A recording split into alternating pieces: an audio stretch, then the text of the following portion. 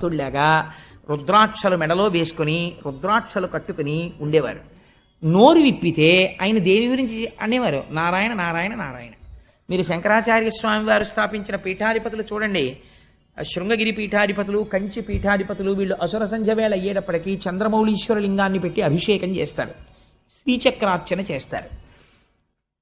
అనుగ్రహ భాషణం అంతా చేసేసిన తర్వాత నారాయణ నారాయణ నారాయణ అంటారు. ఇప్పుడు ఏమైపోయింది? అంతఃశాక్తాహ, లోపల శాక్తేయులు. ఎందుకంటే మా అమ్మ దుర్గమ్మ అంటారు. పైకి శైవంలో ఉన్నట్టుంటారు, విభూతి పిండికట్లు అవి అన్నీ పెట్టుకుని. శివశక్తులు వేరు కాదు కదా, అందుకని పైకి శైవ సాంప్రదాయంలో ఉంటారు. నోరు విప్పి మాట్లాడితే జనమధ్యేతు వైష్ణవ, నారాయణ నారాయణ నారాయణ అంటారు. ఇప్పుడు అసలు భేదం ఎక్కడ పట్టుకుంటారండి మీరు వాళ్ళ దగ్గర? పోతన గారి జీవితం అంతే. ఎంత చిత్రమైన మాట మాడతారో చూడండి. ఆయన కేళిలోల విలసదృగ్జాల సంభూతనానా కంజాత భవాండ కుంభకు మహానందాంగన ఢింబకున్. ఎవరి మహానందాంగన? మీరు ఇంకో రకంగా ఆలోచించారనుకోండి, మనం పొందే ఆనందాన్ని లెక్కలు కట్టింది శాస్త్రం. మీరు స్వీట్ స్టాల్కి వెళ్ళి కాజా బాగుంటుందండి, దీనికన్నా మడత కాజా బాగుంటుందండి, దీనికన్నా నేతి కాజా బాగుంటుందండి, దీనికన్నా ఏదో బాదుషా బాగుంటుందండి, ఇలా ఏదో చెప్పుకుంటాం కదా. ఆఖరిగా ఉన్న 10 రూపాయలతో ఏదో ఒకటి కొనుక్కుని రావాలి ఇంటికి. అందుకని అలాగే ఆనందాన్ని శాస్త్రం నిర్వచనం చేసింది. మనుష్యానందము, సార్వభౌమానందము, దేవతానందము, ఇలా చెప్పి చెప్పి చెప్పి చెప్పి ఆనందము యొక్క గొప్ప స్థితి ఏది? మహానందము. ఈ మహానందము అన్న మాట ఎవరికి వాడారు శాస్త్రంలో? మీరు ఖడ్గమాలా స్తోత్రం చదివితే మహానందమయీ అని అమ్మవారికి పేరు. ఇప్పుడు ఆ మహానందమయీ ఎవరు? అమ్మవారు. అమ్మవారి డింబకుడు కృష్ణుడు అంటున్నారు. ఎలా కుదురుతుంది? అమ్మవారి కొడుకుగా కృష్ణుడిని ఎక్కడ చెప్పారు? మీరు లలితా సహస్రం చూడండి. కరాంగుళిన కోత్పన్న నారాయణ దశాకృతి. ఆ ఎదురుగుండా ఉన్నటువంటి భండాసురుడు 10 మంది రాక్షసుల్ని సృష్టించాడు. మళ్ళీ రావణాసురుణ్ణి, హిరణ్యాక్షుణ్ణి, హిరణ్యకశిపుణ్ణి సృష్టించాడు. వాళ్ళు 10 మంది మళ్ళీ యుద్ధానికి వస్తున్నారు. అమ్మ మళ్ళీ పుట్టాను రా అని అమ్మవారు చూసింది, ఓ నవ్వు నవ్వింది. నవ్వి ఆవిడ ఏదో అంగన్యాస కరన్యాసం చేసేదానిలాగా ఇలా అంది. అనేటప్పటికీ ఈ 5 గోళ్లలోంచి దశావతారాలు పుట్టి మళ్ళీ రాముడు వెళ్ళి రావణుడిని చంపేశాడు, కృష్ణుడు వెళ్ళి కంసుడిని చంపేశాడు, అలా చంపేశాడు. కాబట్టి ఇప్పుడు శ్రీ మహావిష్ణువు యొక్క అవతారాలన్నీ ఎందులోంచి వచ్చాయి? కరాంగుళి నఖోత్పన్న నారాయణ దశాకృతి, అమ్మవారి గోళ్లలోంచి వచ్చాయి. కాబట్టి ఇప్పుడు ఎవరైనా మహానందాంగనా డింబకున్, మహానందమయీ యొక్క కుమారుడు ఈయన. అందుకని అటువంటి స్వామిని నేను నమస్కరిస్తున్నాను. ఎందుకు నమస్కరిస్తున్నాను అంటే ఆయన స్వరూపం మహానందం. కృష్, ఆయన పేరు కృష్ణుడు, నిరతిశయ ఆనంద స్వరూపుడు. నాకేం కావాలి? ఈ భాగవతం చెప్పుకుని సన్మానపత్రం రాయించుకోవడమో, లేకపోతే ఈ భాగవతం చెప్పుకుని ఏదో పారితోషికం పుచ్చుకోవడమో, ఈ భాగవతం చెప్పుకుని బట్టలు పెట్టించుకోవడమో దానికి నేను చెప్పుకోవట్లేదు. మరి ఎందుకు చెప్పుకుంటున్నావు? మీకు ఒక ఆశ్చర్యకరమైన విషయం చెప్తాను. అది ఎంతవరకు యథార్థమో పక్కన పెట్టండి. నేను ఒక చోట పోతన గారి చరిత్రలో చదివాను. పోతన గారు భాగవతాన్ని అంతటిని రచించి ఒక మంజూష ఎందు పెట్టారు. పెట్టి ఆయన ఎవ్వరికీ నేను ఇంత భాగవతం రచించానని కూడా చెప్పలేదు. ఇది రామచంద్ర ప్రభు సొత్తు, ఆయనకి అంకితం ఇచ్చేశానన్నారు. కొడుకుని పిలిచి, ఒరే నాయన ఇది పూజామందిరంలో పెట్టు అన్నారు. తాళపత్ర గ్రంథాలని పూజామందిరంలో పెట్టారు. కొంతకాలం అయిపోయిన తర్వాత పోతన గారి కుమారుడు కూడా అనారోగ్యం పాలయ్యాడు, పెద్దవాడైపోయి. తన శిష్యుణ్ణి పిలిచి చెప్పాడు, ఒరే జాగ్రత్తరా, మా నాన్నగారు రచించుకున్నటువంటి భాగవతం ఆ మంజూషలో ఉంది అని. అందులోంచి 4-5 చెదపురుగులు బయటికి వస్తూ కనపడ్డాయి శిష్యుడికి. అప్పుడు ఆ శిష్యుడు తీశాడు మంజూష. తీసి చూస్తే అందులో ఆంధ్రీకరింపబడినటువంటి భాగవతం దొరికింది. ఇంత గొప్ప భాగవతం అని అప్పుడు తాళపత్ర గ్రంథాలకు ఎక్కించారు తప్ప ఆయన జీవితంలో ఎప్పుడూ కనీసం నేను ఇంత గొప్ప విషయాన్ని రచించానని ఆయన బయట చెప్పుకోలేదు. అది పోతన గారంటే. అంత నిరాడంబరుడు మహానుభావుడు. అటువంటి పోతనామాచ్యుల వారు ఒకానొక సందర్భంలో ఆయన మీద తీవ్రమైన ఒత్తిడి వచ్చింది. ఈ భాగవతాన్ని నువ్వు కానీ అంకితం ఇస్తే లక్షలు ఇస్తారు, కోట్లు ఇస్తారు, నీకు అర్ధరాజ్యాలు ఇస్తారు, సన్మానాలు చేస్తారు, సత్కారాలు చేస్తారు, రాజులు వెంటబడ్డారు భాగవతం అంకితం ఇమ్మని. ఒకానొక సమయంలో పోతన గారు రాత్రి పలహారం చేసి పడుకుందామని వెడుతుంటే ఇంట్లో ఎక్కడో గజ్జెల చప్పుడు వినపడింది. నేను ఒక చోట వ్యాఖ్యానంలో చూశాను. ఏమిటి, ఆ రోజుల్లో మనకిలా కరెంట్ అది లేదు కదా, ఎక్కడో ఒక తైల దీపం వెలుగుతుండేది. ఏమిటి చీకట్లో ఎక్కడో చప్పుడు వినపడుతోందని చూశారు పోతన గారు. బహుశः అటువంటి దర్శనాన్ని పొందినటువంటి వ్యక్తి వేరొకడు లేడు. పోతన గారు పొందిన దర్శనం ఏమిటో తెలుసా అండి? ఏడుస్తూ కనపడింది సరస్వతీదేవి. వెంటనే లేచి కూర్చుని నమస్కరించి అన్నారు, కాటుక కంటి నీరు చనుకట్టు పయింబడ ఎల ఏక్షదో కైఠబరాజు మర్దనుడి గదిలి కోడలా ఓ మదంబ, నిన్నకటి కున్కునిపోయి అల కర్ణాట కిరాత కీచకులకి అమ్మను త్రిశుద్ధిగా నమ్ము భారతి. అమ్మా ఎందుకమ్మా అలా ఏడుస్తావు? కాటుక కంటి నీరు చనుకట్టు పయింబడ ఎల ఏక్షదో కైఠబరాజు మర్దనుడి గాదిలి కోడలా ఓ మదంబ, ఓ హటక గర్భురాణి. అమ్మ కంటి కాటుక కరిగిపోయి వక్షస్థలం మీద పడిపోయేటట్టుగా నల్లటి నీరుగా ఏడుస్తూ నిలబడ్డావా? ఈ భాగవతాన్ని పట్టుకెళ్ళి ఎవరికో అంకితం ఇస్తాననుకుంటున్నావా అమ్మా? ఈ మనుజేశ్వరాధములకిచ్చి పురంబులు వాహనంబులను సొమ్ములు కొన్ని పుచ్చుకొని సొక్కి శరీరము బాసి కాలుచే సమ్మెటవాటులంబడక సమ్మతి శ్రీహరికిచ్చే చెప్పే ఈ బొమ్మెరపోతలాజొకడు భాగవతంబు జగద్దితంబుగన్ అని ప్రకటించుకున్నారు. ఈ భాగవతాన్ని ఇంత కష్టపడి రచించి రామచంద్ర ప్రభువు నా చేత రచింపచేస్తే ఈ మనుజేశ్వరాధములకిచ్చి ఈ రాజులకిచ్చి వాళ్ళు అధములు, వాళ్ళకేం తెలుసనిస్తాను? భోగభాగ్యాలతో విర్రికి ఉన్నవాళ్ళు తప్ప వాళ్ళకి భక్తి ఉందా, బూడిదుందా? వాళ్ళకి ఎందుకు ఇవ్వాలి? ఎంత ధైర్యంగా రాశారో చూడండి ఆయన. ఈ మనుజేశ్వరాధములకిచ్చి పురమ్ములు వాహనంబులు సొమ్ములు కొన్ని పుచ్చుకొని ఓ 4 పురాలిస్తాడు. గ్రోకట గామాజ్జనేకగ్రహారములు అడిగిన సీమలు అందునిచ్చే ఆంధ్ర కవితా పితామహ అల్లసాని పెద్దనామాచ్చ అని నన్ను పిలుచునట్టి కృష్ణరాయలతో దివికేగలేక బ్రతికియున్నాడ జీవచ్ఛవంబునగుచు అంటాడు అల్లసాని పెద్దనగారు మనుచరిత్రలో. అలా ఏదో కొన్ని అగ్రహారాలు ఇస్తే ఇవ్వచ్చు, నాకు అక్కర్లేదు అవన్నీ. కానీ ఇవన్నీ పుచ్చుకుని నేను పట్టుకెళ్ళిపోతానా? నేను పట్టుకెళ్ళను. ఒకనాడు శరీరము సొక్కిపోతుంది, వృద్ధాప్యం వచ్చేస్తుంది, పడిపోతే ఆనాడు కాలుడు వస్తాడు యమధర్మరాజు. ఏవిరా నీతో రామచంద్రమూర్తి భాగవతం చెప్పిస్తే, రామచంద్రమూర్తి భాగవతం రాయిస్తే అమ్ముకున్నావురా దాన్ని అరణానికి అని నన్ను ఈడ్చుకెళ్ళి నా కడుపులో ఉన్న ప్రేగులు పైకి తీసి కత్తితో నరికి నా కండ నాతో తినిపిస్తారు. నాకెందుకయ్యా ఇవన్నీ? ఈ మనుజేశ్వరాధములకిచ్చి పురమ్ములు వాహనమ్ములు సొమ్ములు కొన్ని పుచ్చుకొని సొక్కి శరీరము బాసి కాలుచే సమ్మెటవాటులంబడక సమ్మతి శ్రీహరికిచ్చే చెప్పే ఈ బమ్మెరపోతరాజొకడు భాగవతంబు జగద్ధితంబుగన్. పోతే పోని, ఏం రాదు నాకు? 4 రూపాయలు రావు, నాకు రావలసినటువంటి కంకణాలు రావు, నాకు రావలసినటువంటి అగ్రహారాలు రావు, నాకు అక్కర్లేదు. బాల రసాల సాల నవ పల్లవ కోమల కావ్యకన్యకన్ కూడులకిచ్చి అప్పడుపు కూడు భుజించుట కంటే హాలికుల్ సత్కముల్ హాలికులైననేమి ఘనాంతర సీమల కందమూల గౌద్ధాలికులైననేమి నిజదార సుతోదర పోషణార్థమై బాలరసాల సాల నవ పల్లవ కోమల కావ్యకన్యకన్. బాలరసాల సాల అయినటువంటి ఈ కోమలమైన కావ్యకన్యని పట్టుకెళ్ళి ఎవడో ఒక దౌర్భాగ్యుడికి ఇచ్చి వాడు ఇచ్చినటువంటి డబ్బు తెచ్చుకుంటే నేను పడుపు వృత్తి చేసిన వాడిని అవుతాను, అమ్మాయిని పట్టుకెళ్ళి అమ్ముకున్న వాడిని అవుతాను. ఆ పడుపు కూడు భుజించటకుంటే హాలికుల్ సత్కముల్ హాలికులైననేమి గహనాంతర సీమల గౌద్ధాలికులైననేమి. ఒకవేళ 1 ఎకరం పొలం దున్నుకుని దొరికినటువంటి ఇన్ని వడ్లు హాయిగా వండుకుని తిని బతికితే మాత్రం నాకు వచ్చిన నష్టం ఏమిటి? లక్షాధికారైన లవణమన్నమే కాని మెరుగు బంగారంబు మింగబోడు. 1 కోటి రూపాయలు ఉన్నవాడు చచ్చిపోట్లా, వాడు ఏం తింటున్నాడు? తింటే బతికేస్తున్నాడా? చాలు, నాకు నేను ఇలా బ్రతికేస్తే నాకు చాలు, నాకేం అక్కర్లేదు. అందుకని నేను మాత్రం ఆ పడుపు కూడు భుజించుట కొంటే సత్కములు హాలికులైననేమి. నేను పొలం దున్నుకుంటే మాత్రం నాకు వచ్చిన నష్టం ఏమిటి? నాకు అక్కర్లేదు ఐశ్వర్యం. ఇది పోతనామాచ్యుల వారంటే. అందుకే కరుణశ్రీ గారు పొంగిపోతాడు. గంటమో చేతిలోది ములుగర్రయో చేసెడిది సేద్యమో లేక పద్యమో మంచెయందు కూర్చుంటివో మంచమందో నిలకడ ఇంటిలోనో పంట పొలాననో చేసెడిది సేద్యమా లేక పద్యమా నీకేది ప్రియం బగున్. ఏమయ్యా పోతనా, నేను ప్రశ్న ఇస్తాను చెప్పు. అసలు గంటమో చేత్తో గంటం పట్టుకుని భాగవతం రాశావా? చేతిలోది ములుగర్రయో ఓ కర్ర పట్టుకుని ఎద్దుల్ని అదిలించుకుంటూ పొలం దున్నావా? చేతిలోది ములుగర్రయో చేసెడిది సేద్యమో అక్కడ పంట పండించావా? లేక పద్యమో పద్యాలు రచిస్తూ కూర్చున్నావా? మంచెయందు కూర్చుంటివో పొలంలో మంచం మీద కూర్చున్నావా? ఇంటికెళ్ళి మంచం మీద కూర్చున్నావా? మంచం మీద కూర్చోవడం అంటే ఒక ఆసనం మీద కూర్చుని భాగవతం రాశావా? మంచెయందు కూర్చుంటివో మంచమందో చేసేడిది సేద్యమో లేక పద్యమో. యువతల వ్యవసాయం చేస్తున్నావా, పద్యాలు రాస్తున్నావా? ఎప్పుడు చేసావయ్యా ఇవన్నీ? అసలు నీకు కలమా హలమా నీకేది ప్రియం బగున్?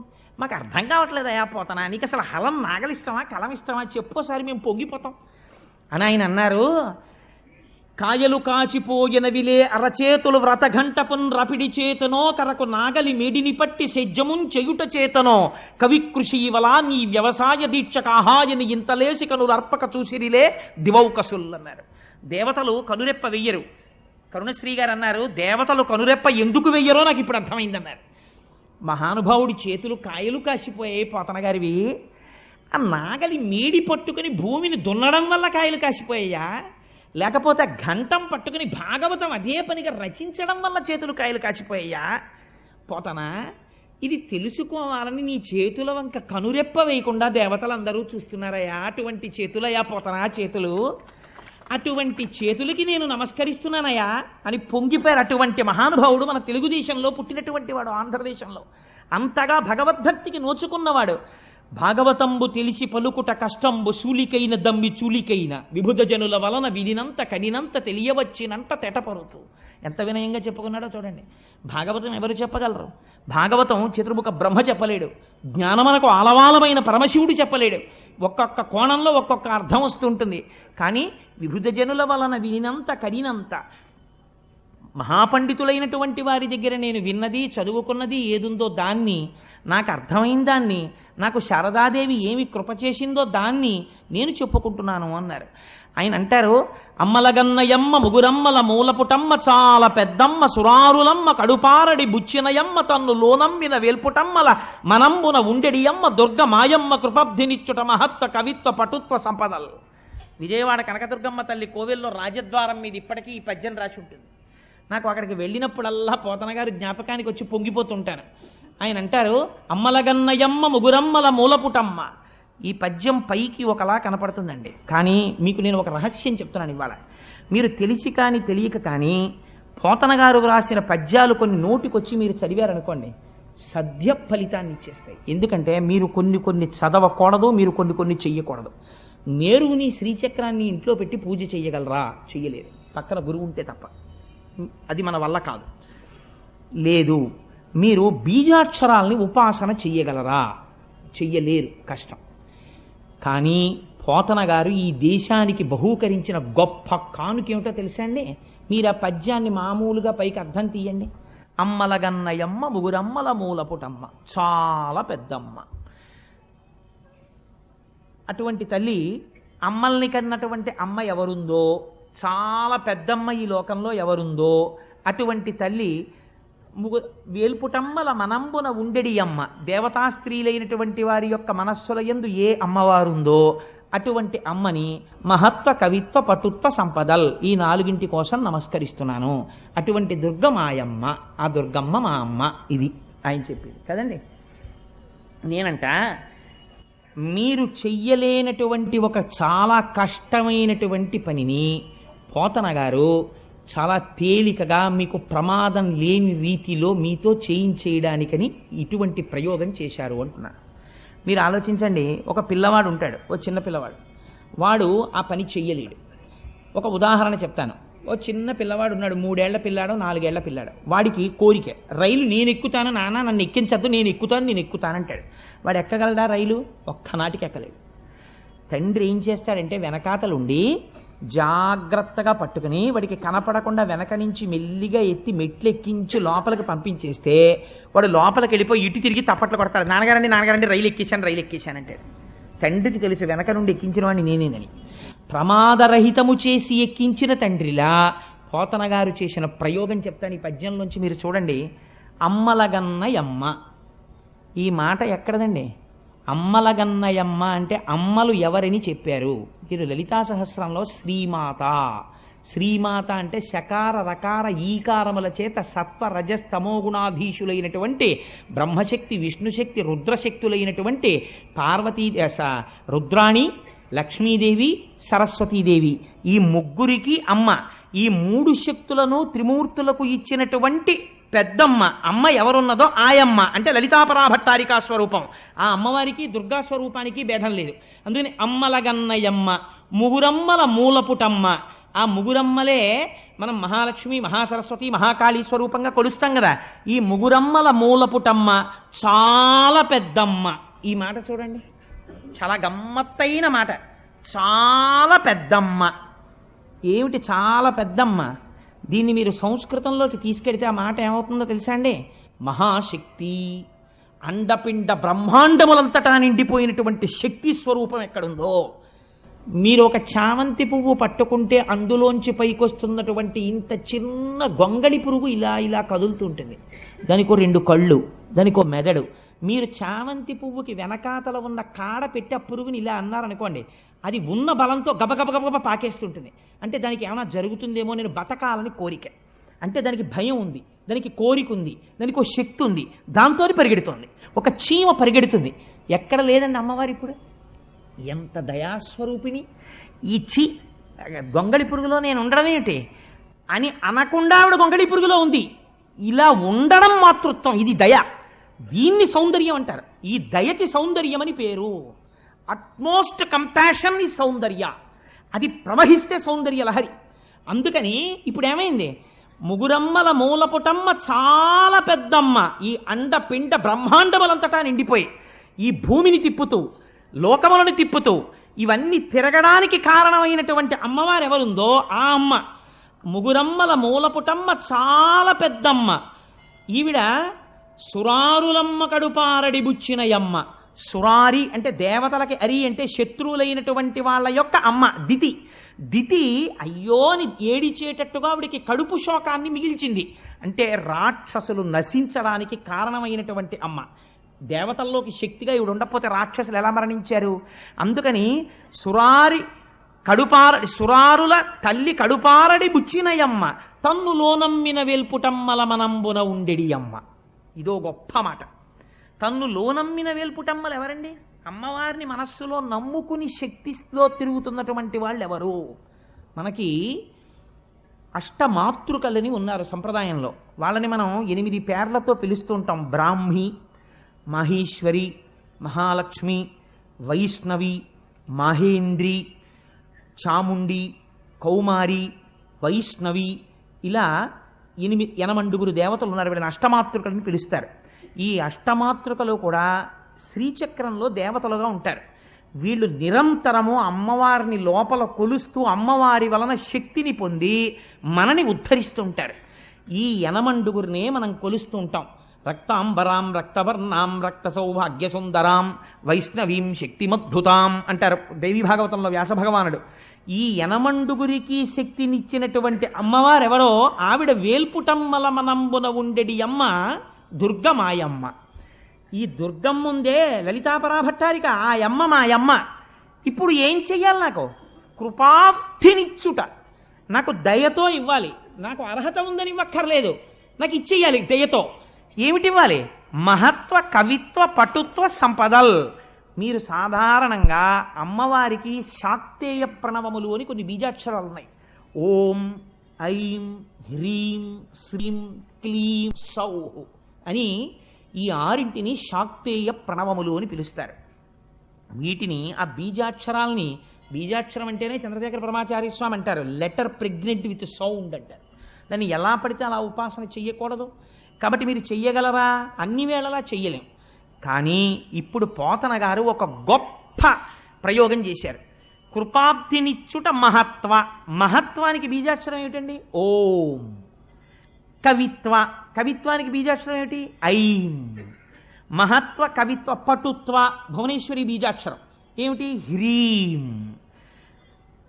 ఆ తర్వాత సంపదల్, లక్ష్మీదేవి, శ్రీం. ఇప్పుడు ఓం, ఐం, హ్రీం, శ్రీం. అమ్మలగన్నయమ్మ, శ్రీమాత్రే నమః. ఓం, ఐం, హ్రీం, శ్రీం, శ్రీమాత్రే నమః. మీరు బీజాక్షరాలతో అస్తమానం అనడానికి వీల్లేదు. అలాగా కానీ మీరు రైల్లో కూర్చుని, బస్సులో కూర్చుని, స్నానం చేయకుండా ఎక్కడున్నా కూడా అమ్మలగన్నయమ్మ ముగురమ్మల మూలపుటమ్మ చాలా పెద్దమ్మ సురారులమ్మ కరుపారడి బుచ్చినయమ్మ తన్ను లోనమ్మిన వేల్పుటమ్మల మనంబున ఉండెడియమ్మ దుర్గమాయమ్మ కృపబ్ధినిచ్చుట మహత్వ కవిత్వ పటుత్వ సంపదల్ అంటున్నారు అనుకోండి. మీరు మరో రూపంలో ఓం, ఐం, హ్రీం, శ్రీం, శ్రీమాత్రే నమః, ఓం, ఐం, హ్రీం, శ్రీం, శ్రీమాత్రే నమః అనేస్తున్నారు. మీరు అస్తమానం అమ్మ అమ్మ అమ్మ అమ్మ అమ్మ అంటే ఏమైపోతుంది? అమ్మవారు తొందరగా పలికేది దేనికి? వేరొక నామానికి పలకదు. అందుకే లలితా సహస్రం శ్రీమాత అమ్మతనంతో ప్రారంభమవుతుంది. ఆవిడ రాజరాజేశ్వరి అయినా ఆవిడ ముందు అమ్మ. అమ్మా అనేటప్పటికీ పొంగిపోతుంది అంతే. ఏమిరా అబ్బాయి అంటుంది. ఇన్ని మాటలు ఆ పద్యంలో అటు ఇటు అమ్మ అమ్మ అమ్మ అమ్మ అంటున్నారు అనుకోండి, అమ్మలగన్నయమ్మ అని మీరు ఓ అమ్మ అమ్మ అమ్మ అని పిలుస్తుంటే అమ్మ ఏం చేస్తుంది? బా పిల్లాడు అస్తమానం అమ్మ అమ్మ అమ్మ అని తినేస్తున్నాడు అనుకోండి, ఎవరో పెద్దవాళ్ళతో మాట్లాడుతుంటే ఏమిట్రా అంటుంది. ఇంత విసుక్కుంటూ చూసిన అమ్మ అమ్మ ఆకలేస్తోందమ్మా అన్నం పెట్టమ్మా అంటాడు. ఉండి వస్తున్నాను, ఒక్క 5 నిమిషాల్లో వచ్చేస్తానండి. నేను గబగబా కాస్త ఉసిరికాయ పచ్చడి అన్నం నెయ్యేసి కలిపేసి తింటుండి మళ్ళీ వస్తానంటుంది. ఎందుకని అలా 4 మాటలు అమ్మ అమ్మ అమ్మ అని పిలిచేటప్పటికి విసుక్కోవడం చేత కానటువంటి దయాస్వరూపము అమ్మ. ఇప్పుడు మీరు ఓం ఐం హ్రీం శ్రీం శ్రీమాత్రే నమః అని లేకపోవచ్చు, కానీ అమ్మలగన్నయమ్మ ముగురమ్మల మూల పుటమ్మ చాలా పెద్దమ్మ అనడానికి కష్టం ఏమిటండి?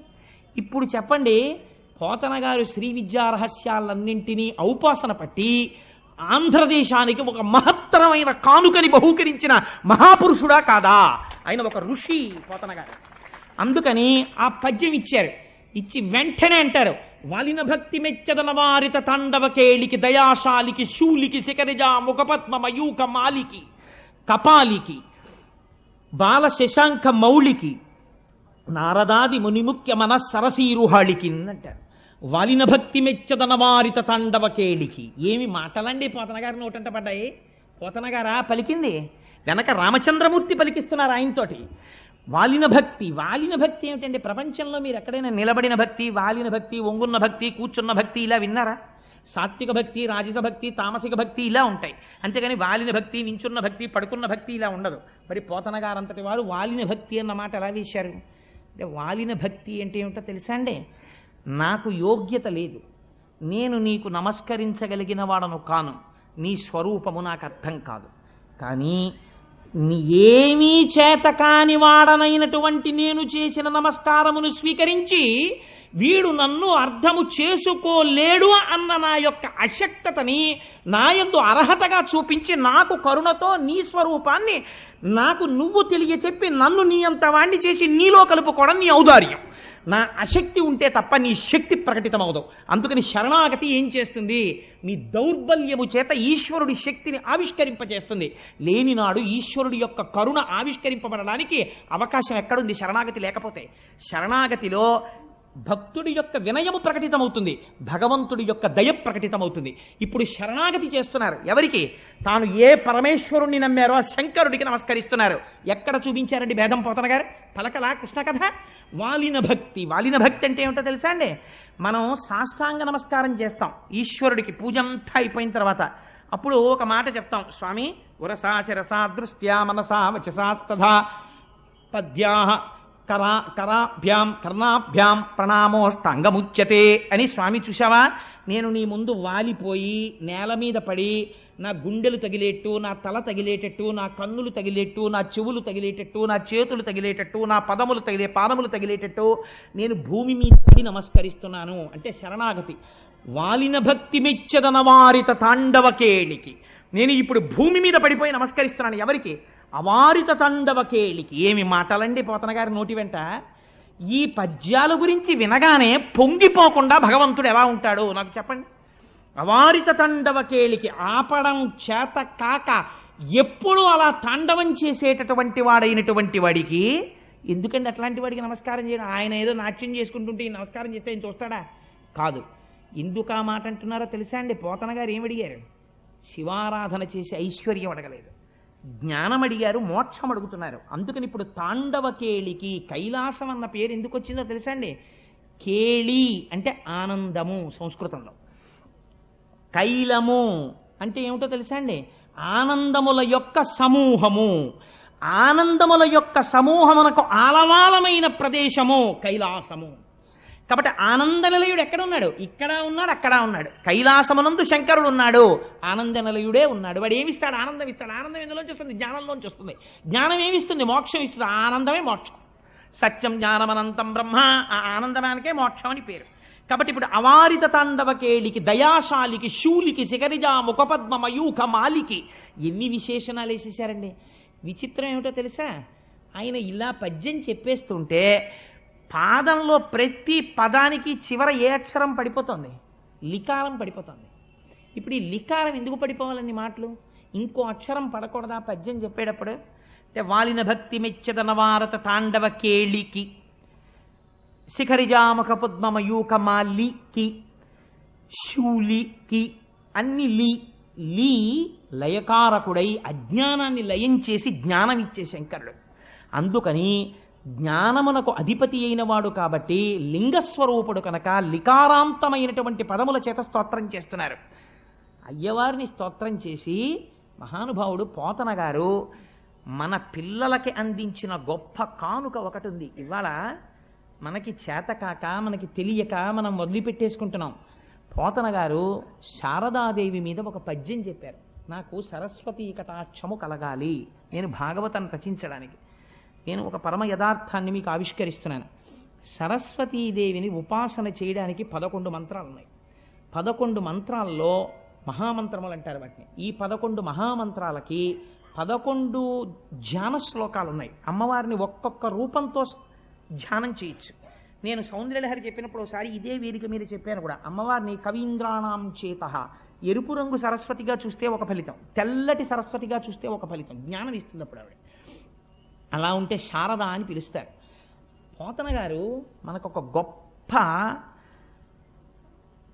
అమృతాన్ని చేతిలో పెట్టారు. ఏమిటో తెలుసా అండి? ఆయన సరస్వతీదేవి మీద చేసినటువంటి శ్లోకాన్ని మీరు జాగ్రత్తగా పరిశీలన చేస్తే, మంత్రాలని బహిరంగ వేదికల మీద చెప్పకూడదు కాబట్టి నేను చెప్పట్లేదు, కానీ సరస్వతీదేవికి సంబంధించినటువంటి 11 మహామంత్రాలని మీరు పుస్తకంలో తీసి పక్కనెట్టుకుని 11 మహామంత్రాలు చదివేటప్పుడు ధ్యాన శ్లోకాలు ఏముంటాయో మీరు పక్కన రాసి 11 శ్లోకాలు మీరు ఈ 11 శ్లోకాల్లోంచి తీసి పోతన గారు సరస్వతీదేవిని చేసినటువంటి ప్రార్థనా శ్లోకం మీరు తీశారనుకోండి.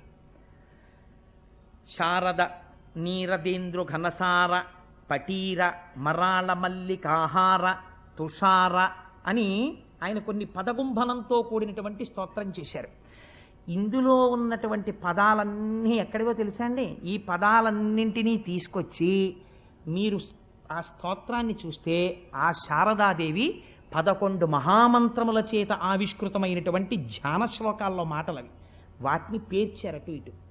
ఇప్పుడు శారద నీరదేంద్రు ఘనసార పటీర మరాళ మల్లికాహార తుషార ఫేన రజతాచలకాశ ఫణీశ కుంద మందార సుధాపూరిత తామర సామరవాహిని శుభాకారత నొప్పు నిన్ను మది కానగ నిన్నడు కల్గు భారతి అన్న పద్యాన్ని మీరు ఇంట్లో పిల్లలకి చదవడం వచ్చిందనుకోండి. అందులో పోతన గారి యొక్క గొప్పతనం ఏమిటో తెలుసా అండి? ఆయన చిట్ట చివరి పద్యాన్ని ఏమని పూర్తి చేశారంటే, శారద నీరదేంద్రు ఘనసార పటీర మరాళ మల్లికాహార తుషార అని ఆ పద్యం వేసేటప్పుడు శారద అని మొదలెట్టారు. శారద అంటే సర్వశుక్లా సరస్వతి, తెల్లటి బట్టలతో ఉండి అపారమైన జ్ఞానం ఇచ్చేటటువంటి మూర్తి. 11 మహామంత్రాల ధ్యాన శ్లోకాల్లో మాటలు ఈ పద్యంలోకి వచ్చేస్తాయి. పిల్లలకి తప్పు లేకుండా చదవడం కానీ ఆ పద్యం ఒక్కటి అలవాటు అయిందనుకోండి, అక్షరాభ్యాసం చేసిన తర్వాత కూర్చోపెట్టి పిల్లవాడికి ఈ పద్యం నేర్పి పెద్దల దగ్గరకు తీసుకెళ్ళి గురుముఖత ఆ పద్యాన్ని తప్పు లేకుండా చదవడం నేర్పి ప్రతిరోజు పిల్లవాడు స్నానం చేయగానే సరస్వతీదేవి ముందు కూర్చుని పద్యం చెప్పడం అలవాటైందనుకోండి, అలాంటి వాళ్ళందరికీ ఏ స్థితి కావాలని అడుగుతున్నారో తెలుసా అండి పోతన గారు? నిన్ను మది ఎన్నడు కానగగల్గు భారతి, అమ్మా ఇక్కడ నీ దర్శనం నాకు ఎప్పుడు అవుతుంది అంటే వాడికి ఏమవుతుంది? సరస్వతి కటాక్షమే కలుగుతుంది. ఇంతటి మహామంత్రాల్ని 11 మంత్రాల ధ్యాన శ్లోకాల్ని తీసుకొచ్చి ఒక పద్యం కింద రచించి తీసుకొచ్చి పెట్టేశారు. అందుకే పెద్దలు అంటారు లలిత స్కందము. భాగవతం అనేటటువంటిది సామాన్యమైనటువంటి గ్రంథం కాదు. లలిత స్కంధము, కృష్ణమూలము, శుకాలాపాభిరామంబు. దీని యొక్క స్కందము చూస్తే లలితమ్మ, లలిత స్కందము, కృష్ణమూలము, కృష్ణుడు మూలమై ఉన్నాడు. ఒక చెట్టు బాగా పెరగాలంటే మీరు చెట్టు కొమ్మలకి నీళ్లు పోయారు కదా, చెట్టు మొదట్లో నీళ్లు పోస్తారు, పోస్తే చెట్టు బాగా పెరుగుతుంది. లలిత స్కందము, కృష్ణమూలము, శుకాలాపాభిరామంబు. శుకబ్రహ్మ ఆలాపన చేసినటువంటి మహోత్కృష్టమైనటువంటి స్తోత్రము భాగవతం. శుకాలాపాభిరామంబు మంజులతా శోభితమున్, అపారమైనటువంటి మంజులమైనటువంటి మాటలతో శోభిస్తూ ఉంటుంది. సువర్ణ సుమన సుజ్ఞేయమున్, ఈ భాగవతం ఎవరు చదువుతున్నారో అటువంటి వాళ్ళకందరికీ కూడా మంచి మనస్సుతో విన్న వాళ్ళకి అర్థమయ్యేటటువంటి స్వరూపము కలిగినటువంటిది. ఇది ఈ పుడమి మీదకి వచ్చి నిలబడినటువంటి కల్పతరువు. అంటే భాగవతం అనేటటువంటిది వేరొకటి కాదు, సాక్షాత్తుగా కల్పవృక్షం ఉన్నట్టే. భాగవతంలో 10 పద్యాలు వచ్చాయి, వాడికి ఏమైనట్టు? కల్పవృక్షం వాడి జేబులో పెట్టుకు తిరుగుతున్నట్టు. వాడి కోరిక తీరుతుంది. ఎందుకని తీరుతుంది? గొప్ప గొప్ప ప్రయోగాలన్నింటినీ పద్యాలుగా తీసుకొచ్చి పెట్టేశారు. వాడి కోరిక ఎందుకు తీరదు? అందుకని అంత గొప్ప భాగవతము. అటువంటి భాగవతాన్ని శుకబ్రహ్మ వివరణ చేశారు. ఇవాళ ఒక్క ఘట్టాన్ని మాత్రమే మీకు నేను విజ్ఞాపన చేసి ఇవాళ ప్రసంగాన్ని పూర్తి చేసేస్తాను. వ్యాసభగవానుడు నైరాశ్యమును పొందితే నారదుడు సాక్షాత్కరించి ఒక మాట చెప్పాడు. వ్యాస, లోకములో బోధ చేయకపోయినా సరే ప్రజలకందరికీ కూడా తెలుసుకోగలిగినవి ఏవో తెలుసా? అర్థకామములు. ఈ రెండింటి గురించి మీరు ఎవ్వరిని తీసుకొచ్చి ప్రత్యేకం, అయ్యా నువ్వు డబ్బు సంపాదించుకోవాలండి, మీరు ఎలాగో అలా ఓ రూపాయి సంపాదించండి, మీరు డబ్బులు దాచుకోండి, ఎవరికి చెప్పకండి డబ్బులు నా దగ్గర ఉన్నాయని అని మీరేం చెప్పక్కర్లేదు. వాడే దాచేసుకుంటాడు, వాడే సంపాదించేసుకుంటాడు. ఇంకా వాడికి గట్టిగా బొడ్డు ఉడదు, కానీ రూపాయి ఎలా సంపాదించాలని తాపత్రయం మాత్రం చాలా గట్టిగా ఉంటుంది. సంస్కార బలం తక్కువగా ఉంటుంది. అందున కలియుగంలో ఉండేటటువంటి వాళ్ళది అల్పాయుర్దాయం. బుద్ధి బలమా తక్కువ, ప్రచోదనమా అర్ధకామముల యందు. అందుకని అయా ఏంటి వాడికి పెళ్లి చేయలేదనుకోండి, ఓ 22 ఏళ్ళో 23 ఏళ్ళో వచ్చేసిన తర్వాత ఆ పెళ్లి చేయకపోతే మీరు పెళ్లి చేయడంలో విఫలమైపోతున్నారు అన్న విషయాన్ని వాడు సౌండ్ చేసేస్తాడు. ఇదేంటి నా ఈడువాడు వాడికి పెళ్ళి అయిపోయి అప్పుడే కొడుకమ్మా అంటాడు అమ్మ దగ్గరికి వచ్చి. అంటే ఏమిటి? అమ్మ నా సంగతి మీరు పట్టించుకోవట్లేదు అని చెప్పి ఇంకా శ్రద్ధ చేసేసారనుకోండి, వాడు వచ్చేస్తాడు నమస్కారం పెట్టడానికి ఎప్పుడప్పుడు. అందుకని అర్ధకామములను గురించి ప్రత్యేకంగా ఎవరికి ఏమీ బోధ ఏం చెయ్యక్కర్లేదు. చెయ్యవలసిన బోధ దేని గురించి అంటే భగవత్ సంబంధమును గురించి, భక్తి గురించి బోధ చెయ్యాలి. నారదుడు చెప్తున్నాడు. ఎందుకో తెలుసా? అర్ధకామముల యందు తిరుగుతూనే ఉంటాడు. రోగం ఎక్కడ పుట్టింది అని అడిగింది శాస్త్రం. అన్నంలోంచి పుట్టింది అని చెప్పారు. రోగం ఎక్కడి నుంచి వస్తుందండి? బీపీ వచ్చింది ఆయనకి. ఎందుకు వచ్చింది? చింతకాయ పచ్చడి అంటే ఇష్టం, ఆవకాయ అంటే ఇష్టం, నిమ్మకాయ అంటే ఇష్టం, బాగా పుల్లటివి బాగా కారంగా ఉన్నవి, మిరప్పళ్ళ పచ్చడి అంటే ఇష్టం. తిన్నాడు బీపీ వచ్చింది. డాక్టర్ గారు చూసి అంటాడు, మిరప్పళ్ళ పచ్చడి తినకండి, కారాలు తినకండి, ఉప్పు తినకండి, చప్పిడి తినండి అంటాడు. కానీ ఇప్పుడు ఆయనకి తెలుసు అది విషము, తింటే బీపీ వచ్చేస్తుందని తెలుసు. కానీ ఆయన ఏం తింటాడు? ఏం పర్వాలేదులేవే, ఆయన అలాగే చెప్తాడు, ఓ ముద్ద పెడదు అని చెప్పి కాస్త మిరప్పళ్ళ పచ్చడి అన్నం తినేస్తాడు. ఇప్పుడు ఆయన ఏం తింటున్నాడు? రోగమును పెంచుకుంటున్నాడు. ఎందుకు పెంచుకుంటున్నాడంటే రోగం పెరుగుతోందని ఆయన తెలియక తింటున్నాడని మీరు అనుకుంటున్నారా? తెలుసు ఆయనకి. ఎందుకు తింటున్నాడో తెలుసా? రసేంద్రియమును నిగ్రహించలేకపోయాడు. శరీరమే పోతుందిరా అని తెలిసినా సరే, రోగం వచ్చేస్తుందిరా అని తెలిసినా సరే నిగ్రహించలేకపోయాడు. ఎందుకు నిగ్రహించలేకపోయాడు? ఈ బలహీనత కొన్ని కోట్ల జన్మల నుంచి తరుగుతోంది నిన్నలాగా. డబ్బు పిచ్చ, ఈ ఇంద్రియాల పిచ్చ తరుగుతూనే ఉన్నాయి. అలాగా వాటికి వశుడు అయిపోతూనే ఉన్నావు. అయినా సరే ఒక బురదలో పడిపోయిన వాడు బురద నీటిని తీసుకుని స్నానం చేసేసాడు అనుకోండి, తల నిండా అమ్మయ్య స్నానం చేశానండి అని అనుకోండి. ఇప్పుడు ఏమిటి జరుగుతుంది? వాడికి అది శుద్ధి అయిపోయింది. ఏమిటి అమ్మాయి ఎవరైనా స్నానం చేసా వచ్చి ఇంట్లోకి అంటారా? అందరూ ఒరినీయ సాధ్యం కొల, నువ్వు పడిపోయింది బురదలో, నువ్వు ఒడ్డుకొచ్చి మళ్ళీ చెంబుతో బురద నీళ్ళు తీసుకుని మళ్ళీ మీద పోసుకున్నావు, స్నానం అయిపోయింది అంటున్నావు. ఎలా అవుతుంది? స్నానం అవదు, నువ్వు దగ్గరికి వెళ్ళి పోసుకో అంటావు. నీవు ఇంద్రియముల చేత తరమబడి కొన్ని కోట్ల జన్మలు ఎత్తిన వాడివి మళ్ళీ ఇంద్రియాలకు సంబంధించిన సుఖాలనే తీసుకెళ్లి శరీరానికి ఇస్తుంటే నువ్వు ఎప్పుడు ఉత్తమ లోకాలని పొందుతావు, ఉత్తమ గతుల్ని పొందుతావు? పొందలేవు. కాబట్టి ఇప్పుడు నీకు మంచినీటి స్నానం కావాలి. మంచినీటి స్నానం ఎవరు చేయిస్తారు? ప్రేమ ఉన్న అమ్మ చేయిస్తుంది. ప్రేమ ఉన్న అమ్మ ఎవరు? వ్యాసుడు. ఆయన చేయించాలి. అందుకని భాగవతం ఇచ్చాడు ఆయన. ఇప్పుడు చెప్తున్నాడు నారదుడు వ్యాసుడికి, నువ్వు పాండవులు కౌరవులు ఎలా కొట్టుకున్నారో, రాజ్యాలు ఎలా వచ్చాయో వీళ్ళకి ఎందుకయ్యా, వాళ్ళకన్నా వీళ్ళకి బాగా తెలుసు. నీకు తెలుసా? అనవసరం అవన్నీ.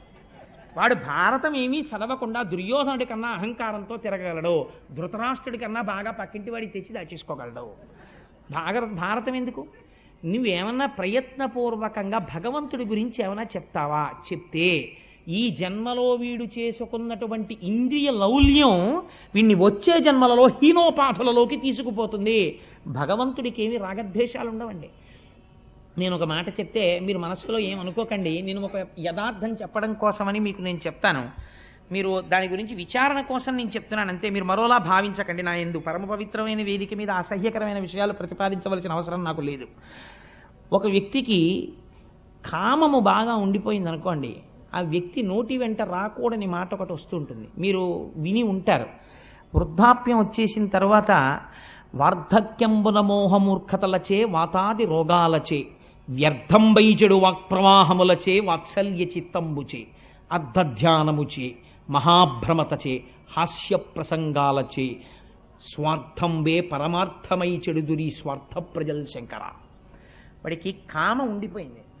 ఉండిపోతే వాడు పైకి చెప్పలేక 70 ఏళ్ళు వచ్చేసిన తర్వాత మంచి పంచె కట్టుకుని వచ్చాడు అనుకోండి, తాతయ్య పెళ్లి కొడుకులో ఉన్నావు అన్నారు అనుకోండి సరదాకి ఎవరో. అంటే అమ్మా అలా అనకూడదు, పెళ్లి కొడుకులా ఉన్నావనుకో. నన్ను చూడగానే ఏమండి మిమ్మల్ని చూడగానే త్రివేణీ సంగమంలో స్నానం చేసినటువంటి ఫలితం కనిపించేటటువంటి ఒక మంచి ఉపాసనా బలం పొందుతున్న వాళ్ళే ఉన్నారను. అది శరీరానికి సరిపోతుంది. ఇంకా నేను పెళ్లి కొడుకునేమిటమ్మా అండువాడు. వాడు ఏమంటాడంటే నాకు పిల్లనిచ్చేవాళ్ళు ఎవరు అంటారు. అంటే వాడికి ఎంత కడుపులో బాధ ఉందో చూడండి. అంటే 80 ఏళ్ళు వచ్చాయి వాళ్ళు అలా అన్నారేమిటి నన్నని వాడు బాధపట్టలేదు. నిజంగా నేను పెళ్లి కొడుకులా ఉంటే పిల్లని ఎందుకు ఇవ్వరు, హాయిగా వాళ్ళు సంబంధాలు చూస్తారేంటి, తాతగారు మీరు చేసుకోండి అని తీసుకొచ్చి నాకు ఇవ్వచ్చు కదా అని వీడికి కడుపులో బాధ. ఈ బాధ ఉంటే ఏమవుతుందని చెప్పిందో తెలుసా అండి శాస్త్రం? వీడు పైకి చెప్పలేడు, అదొక ధూర్తతనం వచ్చేస్తుంది వృద్ధాప్యంలో. కానీ అది చావదు కామం.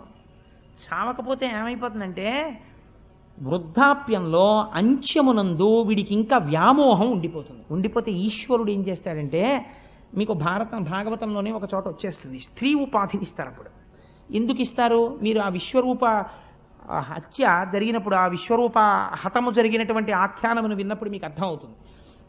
అందులో స్త్రీ స్వరూపాన్ని ఇస్తారు. ఇచ్చిన తరువాత ఈ స్త్రీ యందు, ఇటువంటి స్త్రీ యందు ఎటువంటి బుద్ధి కలుగుతుందంటే వెలయాలికి ఉండేటటువంటి బుద్ధి కలుగుతుంది. ఎప్పుడూ కూడా కామముతో తిరుగుతుంటుంది. రూపము ఉండి 10 మంది పురుషులను ఆకర్షిస్తుంది. ఆకర్షించిన కారణం చేత శరీరమునకు పటుత్వం ఉడికిపోయి శరీరములోంచి చీవు నిరంతరము స్రవించేటటువంటి వ్రణములు బయలుదేరుతాయి. బయలుదేరి అందులోంచి క్రిములు కింద పడుతుంటాయి. అంత దూరంలో ఉంటే ఇక్కడే పుల్లటి కంపు రావడం మొదలవుతుంది. కంపు రావడం మొదలెడితే ఎవరు దగ్గరికి వెళ్ళరు. ఇప్పుడు ఈవిడికి ఏ విటుడితో తిరిగిందో ఆ విటుడే అంత దూరం నుంచి వెళ్ళిపోతుంటాడు ఉత్తరీయం అడ్డు పెట్టుకుని. అప్పుడు బాధపడుతుంది. ఎంత బాధపడాలో తెలుసా అండి? అంత బాధపడ్డ తర్వాత అప్పుడు ఆ కామం పోతుంది. అంత బాధ వాళ్ళు పడకుండా నేను చూడాలి, నేను వ్యాసుడనైనందుకు. కాబట్టి వీళ్ళు, నేను కేవలము కామము గురించి మాత్రమే చెప్పాను, అర్థం గురించి నేను చెప్పలేదు ఇంకా. కానీ ఇలా వీళ్ళు ఎన్ని జన్మల నుంచి బాధపడుతున్నారో. కాబట్టి ఇది ఉత్తర జన్మకి వెళ్లకుండా ఆపేదొకటి నేను వీళ్ళకి ఇవ్వాలి. కాబట్టి వ్యాస నువ్వేమివ్వాలో తెలుసా? భగవద్భక్తికి సంబంధించిన విషయం అందించు. వాడు తెలిసో తెలియకో వచ్చి విన్నాడు. విన్నంత మాత్రం చేత ఈశ్వరుడు ఏం చేస్తాడో తెలుసా అండి? వీడు భాగవతం విన్నాడని ఖాతాలో రాస్తాడు. రాసి హీనోపాధిలోకి వెళ్ళిపోకుండా ఈ ఫలితాన్ని అడ్డుపెట్టి మంచి జన్మ వైపుకి తిప్పుతాడు. భాగవత శ్రవణం ఒకనాడు ఒక ఉత్తముని యొక్క ఇంట్లో పుట్టి భగవద్భక్తి వైపుకి మారుస్తుంది. అందుకని ఒక మంచి మాట చెప్పు తప్ప నువ్వు మళ్ళీ అర్ధకామముల గురించే మాట్లాడితే కావ్యమునకు ప్రయోజనమేమి? హరినామస్మృతి లేని కావ్యము వృధా, దాని వలన ఏ విధమైనటువంటి ఉపయోగము ఉండదు. హరినామస్మృతి చేయు కావ్యము మానస సరోవరం లాంటిది. కానీ హరినామము చెప్పనటువంటి కావ్యము విచిత్రార్థాన్వితంబయ్యు, ఎంత గొప్ప అర్థాలతో నువ్వు చెప్పు, అది తద్దినం పెట్టిన చోటుకి కాకులు వచ్చేటటువంటి రేవు లాంటిది. అందుకు నువ్వు ఇప్పుడు ఏం చెప్తావో తెలుసా? భగవద్భక్తి, భగవంతునికి సంబంధించిన విశేషములు, భగవద్భక్తుల కథలతో కూడినటువంటి విషయాన్ని చెప్పు, అటువంటిది చెప్పు భాగవతంలో అని ఒక్క మాట నారదుడు చెప్పాడు. నేను ఎందుకు ఇవాళ నారదుడిగా ఉన్నానో నీకు చెప్తాను వ్యాసుడా, నువ్వు తెల్లబోతావు వింటే. నారదుడు ఎందుకయ్యాడో తెలుసా అండి? నారదుడు ఒక దాసీపుత్రుడు. ఆయన తల్లిగారు చిన్నతనం నుంచి బాగా ఐశ్వర్యవంతులైనటువంటి ఒక బ్రాహ్మణుల ఇంటిలో ఊడిగం చేసేది ఆవిడ. వాళ్ళ ఇల్లు తుడవడం, వాళ్ళ గిన్నెలు తోమడం, వాళ్ళ ఆవులకి పాలు పితికి పెట్టడం అది చేసేది. తల్లి ఎక్కడికి వెడితే అక్కడికి ఆ కొడుకు కూడా వెళ్ళిపోతుండేవాడు. ఈ బ్రాహ్మణుల ఇంటిలో తిరుగుతున్నాడు. వాళ్ళు వేదవేదాంగములను చదువుకున్నవారు. ఆ ఇంటికి వర్షాకాలంలో అటుగా వెళ్ళిపోతూ సన్యాసులు కొంతమంది చాతుర్మాస్యానికని వచ్చారు. వస్తే అమ్మతో పాటు ఈ పిల్లవాడు కూడా అక్కడ ఉన్నాడు. ఒరే, రోజు నువ్వు స్నానం చేసేసి పొద్దున్నే కాస్త వాళ్ళకి పీటలు వేయడం, దర్భాసనాలు వేయడం, వాళ్ళ మడిబట్టలు తీసుకురావడం, ఇలాంటి పనులు చేస్తూ ఉండరా అన్నాడు యజమాని. నారదుడు రోజు స్నానం చేసి వీళ్ళకి ఆ బట్టలు తీసుకొచ్చి అక్కడ పెడుతుండేవాడు. వాళ్ళు సన్యాసులు. సన్యాసులంటే లోకమంతటా పరబ్రహ్మమును చూసేవాళ్ళు. దాసీపుత్రుడు అని కూడా వాళ్ళు చూడలేదు. వాళ్ళు 2 గొప్ప వరాలు ఇచ్చారు నారదుడికి. ఏమిటో తెలుసా అండి? 5 సంవత్సరముల పిల్లవాడు తమకి చేస్తున్నటువంటి సేవ చూసి వాళ్ళు తినగా మిగిలినటువంటి ఉచ్ఛిష్టాన్ని నారదుడికి ఇచ్చేవారు. ఇది నువ్వు తిను అని. వాళ్ళు మహాభాగవతులు. వాళ్ళు తినగా మిగిలినటువంటి భాగవత శేషాన్ని తిన్నారు. వాళ్ళు మధ్యాహ్నం అయ్యేటప్పటికీ నాట్యం చేస్తుండేవారు, సంతోషంతో పాటలు పాడుతూ. నేను విశాఖపట్నంలో శారదాపీఠంలో మత్తూరు నుంచి వచ్చినటువంటి సంస్కృత పండితుల్ని చూస్తుండేవాడిని. వాళ్ళ పిల్లలు కూడా ఇంతంత పిల్లలు కూడా సంస్కృతంలో మాట్లాడతారు. మా దొరగారు చూసినట్టున్నారు. ఇంత పిలకలు పెట్టుకుని తెల్లవారకట్ట లేచి సంధ్యావందనం చేసుకుని అభిషేకాలు చేసుకుని అవి చదువుకుంటుంటారు. వాళ్ళ ఆడవాళ్ళు కచ్చా పోసి పట్టుచీరలు కట్టుకుని సౌందర్యలహరి ఎంత బాగా చదువుతుంటారో. రాత్రి అయ్యేటప్పటికి ఇన్ని పాలు తాగి 2 పళ్ళు తిని పడుకుంటుంటారు. ఇంతంత ఎత్తున బ్రహ్మవర్చస్సు ఉట్టి పడిపోతూ ఉంటారు వాళ్ళు. అలా ఆ వచ్చిన సన్యాసులు పొద్దున్న లేవడం, భగవంతుణ్ణి అర్చన చేసుకోవడం, ఆ వేదాంగాలు చదువుకోవడం, చర్చ చేసుకోవడం, మధ్యాహ్నం అయ్యేటప్పటికి భగవంతుణ్ణి స్మరిస్తూ నాట్యం చెయ్యడం, పొంగిపోవడం చేసేవారు. ఈ పిల్లాడికి ఏం తెలియదు. కూర్చుని వాళ్ళ వంక చూసి ఎంత బాగుందో ఎంత బాగుందో అని పొంగిపోతుండేవాడు. ఆఖరికి చాతుర్మాస్యం అయిపోయింది. వాళ్ళు వెళ్ళిపోతున్నారు. వాళ్ళు ఏమిస్తారండి? ఇప్పుడు ఒక సన్యాసి వెళ్ళిపోతూ తనకి సేవ చేసిన వాడికి ఏమిచ్చి వెళ్ళిపోతాడు? అబ్బాయి నువ్వు 1000 రూపాయలు ఉంచుకోరా అని సన్యాసి ఇవ్వడు కదా. అందుకని ఇప్పుడు వెళ్ళిపోతూ పిలిచి నిష్కపటత్వంబున సదాచారుండనై, నాకేమీ తెలియకపోయినా ఏ కాపట్యం లేకుండా మనస్సులో వాళ్ళ మీద ఉన్నటువంటి అపారమైన భక్తి చేత నే సేవించగా నిష్కారుణ్యంబున, వాళ్ళందరూ కూడా కారుణ్యమని చెప్పడానికి కూడా లేదు, అంత వాత్సల్య చిత్తంబుతో వాళ్ళు నన్ను పక్కన కూర్చోపెట్టి ఉపదేశించిరి నాకు ఈశ్వర రహస్యోదార విజ్ఞానమున్. వాళ్ళ ఆఖరణ దగ్గర కూర్చోపెట్టుకుని, ఒరే అబ్బాయి నేను మీకు ఇంతకన్నా ఏం చెయ్యగలనరా? అపచారంబులు లేక నిత్య పరిచర్యాభక్తియుక్తుండనై చపలత్వంబును మానినే కులవగా సంతుష్టులై వారు నిష్కపటత్వంబున దీనవత్సలతో కారుణ్య సంశీలురై ఉపదేశించిరి నాకు ఈశ్వర రహస్యోదార విజ్ఞానమన్. అది వాళ్ళు చేసిన మహోపకారం. ఒరే నువ్వు రోజు లేచి మాకు ఉపకారం చేశావు, మాకు సేవ చేశావు, రా నీకు జ్ఞానం చెప్తామని కూర్చోపెట్టుకుని వాళ్ళకి కృష్ణ పరమాత్మ మీద 12 మహామంత్రాన్ని ఉపదేశం చేసేసి, ప్రణవోపదేశం చేసేసి, ఆ పిల్లవాడికి కూర్చోపెట్టి ఈ లోకమునందు మాయ ఎలా ఉంటుందో, సత్యం ఎలా ఉంటుందో చెప్పేశారు. చెప్పేగానే ఇంతకాలం అటువంటి వాళ్ళని సేవించి ఉన్నాడు. సత్పురుష సాంగత్యం, సత్సంగత్తే నిస్సంగత్వం నిస్సంగత్తే, నిర్మోహత్వం నిర్మోహత్తే, నిశ్చలతత్వం నిశ్చలశక్తే జీవన్ముక్తి. అటువంటి సత్పురుషులతో తిరిగి హృదయం అంతా పరిశుద్ధి అయిపోయింది. వెంటనే ఈయనకి మనసులోకి అందేసింది. పైకి అమ్మతో తిరుగుతున్నాడు కానీ ఆ సన్యాసులు వెళ్ళిపోయారు, చాతుర్మాస్యం అయిపోయింది. లోపల ఆ శ్రీమన్నారాయణుణ్ణి తలుచుకుని పొంగిపోతూ రోజు అమ్మతో వెళ్ళేవాడు. ఒకరోజు చీకటి పడిపోయిన తర్వాత ఆ బ్రాహ్మణులు పిలిచి, అమ్మ పెరట్లోకి వెళ్ళి ఆవుల పాలు పితికి పట్టరా అన్నారు తల్లిని. ఆ తల్లి ఆవుల పాలు పితుకుదామని వెళ్ళింది. అక్కడ ఒక పెద్ద త్రాచుపాము పడుకుంది. ఆవిడ చూడకుండా దాని మీద కాలేసింది. ఆ త్రాచుపాము ఆవిడ్ని కరిచేసింది. తల్లి చచ్చిపోయింది. అప్పుడు ఆయన పిల్లవాడు అనుకున్నాడు, అమ్మయ్య నాకున్న ఒకే ఒక బంధం తెగిపోయింది. అమ్మ అన్నదొకటి ఉండడం వల్ల నేను ఈ ఇంట్లో అమ్మతో పాటు తిరగవలసి వచ్చింది. ఇంక ఇప్పుడు నేను స్వేచ్ఛా విహారిని, అంతటా ఈశ్వరుణ్ణి చూస్తూ వెళ్ళిపోతానని వెళ్ళిపోయాడు. ఎందుకని? ఉపదేశించిరి నాకు ఈశ్వర రహస్యోదార విజ్ఞానవన్. అలా వెళ్ళిపోయి ఒక మహారణ్యంలోకి వెళ్ళిపోయాడు. పెద్ద పులులు తిరుగుతున్నాయి, క్రూర సర్పాలు తిరుగుతున్నాయి. ఆయన అనుకుంటున్నాడు, నాకేమిటి భయం? ఈ లోకమంతటా నిండి నిబిడీకృతమై శాసించేటటువంటి కారుణ్యమూర్తి అయిన శ్రీమన్నారాయణుడు ఇక్కడున్నాడని నాకు వాళ్ళు చెప్పారు. ఇక్కడ నా స్వామి ఉండగా నాకేం ఆపద జరుగుతుంది అని విపరీతమైన దాహం వేసింది. అక్కడ ఒక మడుగు కనపడింది. ఆ నీళ్లు తాగి స్నానం చేసి ఈ లోపల ఉన్న నా స్వామి ఒక్కసారి నాకు సాకారంగా కనపడితే బావుణ్ణు అని ఒక రావి చెట్టు కింద కూర్చుని ద్వాదశాక్షరి తదేకంగా ధ్యానం చేస్తున్నాడు. ధ్యానం చేస్తుంటే లీలామాత్రంగా ఒక మెరుపులా శ్రీమన్నారాయణుని యొక్క దర్శనమైంది. పొంగిపోయి పైనుంచి కిందకి మెరుపును చూసినట్టు చూశాడంతే. అంతర్ధానం అయిపోయాడు. అంతర్ధానం అయిపోయి అశరీరవాణి వినపడింది. ఈ జన్మలో సత్పురుషులతో తిరిగినటువంటి అదృష్టం చేత, వాళ్ళ మాటలు పట్టించుకున్న కారణం చేత నీకు లీలామాత్ర దర్శనం ఇచ్చాను. నువ్వు చూసిన రూపాన్ని బాగా చూడాలలా అని కోరుకుంటూ, నా గురించే చెప్పుకుంటూ, నా గురించే పాడుకుంటూ, నా గురించే మాట్లాడుకుంటూ తిరిగి తిరిగి తిరిగి తిరిగి దేహధర్మం కాబట్టి ఈ శరీరాన్ని వదిలేస్తావు. రోజున వదిలేసిన తర్వాత నిన్ను గుప్తంగా ఉంచుతాను. ఒకనాడు నువ్వు సాక్షాత్తుగా బ్రహ్మదేవుని యొక్క కుమారుడిగా జన్మిస్తావు. ఆనాడు నీకు మహతి అనబడేటటువంటి వీణని బహూకరిస్తాను. దాని మీద నారాయణ స్తోత్రం చేస్తూ స్వేచ్ఛగా లోకముల యందు విహరిస్తావు. నీకు ఈ కానుకనిస్తున్నానన్నాడు శ్రీమన్నారాయణుడు.